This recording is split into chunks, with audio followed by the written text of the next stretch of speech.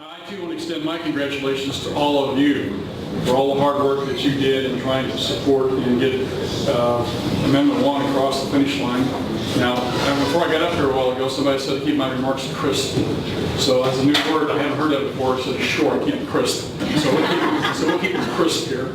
But I do want to congratulate you. I know it was a tough issue. There was a lot of concern about it.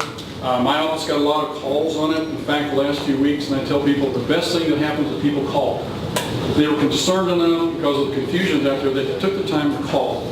And we could explain to them that this is an important issue because while it doesn't necessarily do everything that it can to stop this, it puts a hurdle in the way. It puts one more barrier for HSUS to come in and negatively impact our way of life, our agricultural industry as a whole, and our food supply in general. And so I think it was a great victory the other night.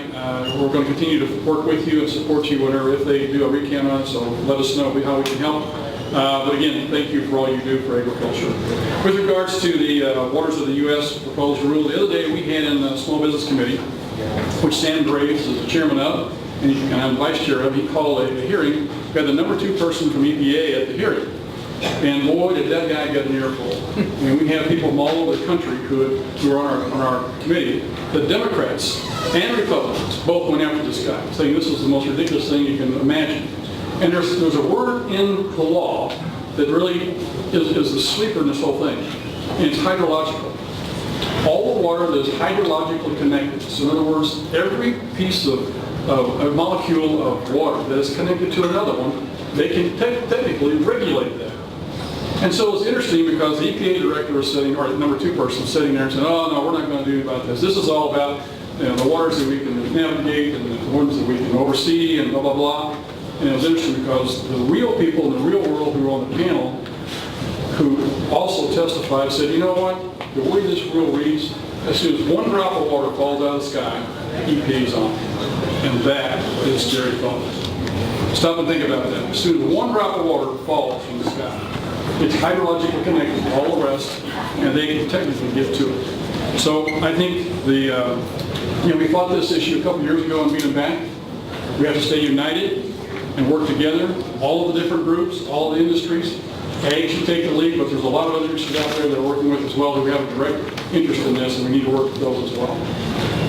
When it comes to other water issues, there are things that I am directly impactful on and really like to work on from the standpoint of Missouri River and Mississippi River issues. We had a bill recently, a water bill that went through, had a number of amendments in there to try and rein in the Corps as well as empower the Corps to do a better job of what they're doing along the Mississippi and Missouri River. We stopped some of the unnecessary duplicative studies that were wasting money, also in helping to empower EPA to do more regulation, and so we were able to cut some of that out. But EPA is not our friend generally, and as a result we have to be very careful whenever they say they're here to help us, because quite frankly generally they're not. But all of you know that. Continue to work with us. We're excited about the opportunity to represent you in Washington and fight these battles. Together we can win, together we can push back. And I always tell people, I say, if you don't agree with what's going on, you got to get to us, get us information, and we got to push back. If we don't push back, they'll push us. We have to stay united, we have to push back, don't give in, don't give up, and we'll win. Thank you very much.